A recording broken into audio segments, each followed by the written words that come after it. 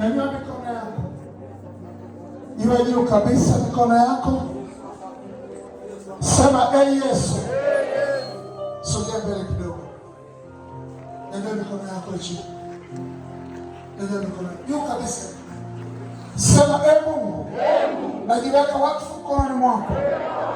Mwaka wote mzima maisha yangu hayatapotea, wala mauti haitatajwa kwenye maisha yangu, kwa jina la Yesu. Wala hasara haitatajwa, wala sitatapeliwa na kiumbe chochote, katika jina la Yesu, katika jina la Yesu. Sasa pandisha maombi yako kwa Mungu. Pandisha sasa, wakati unapita tena, tumalizia.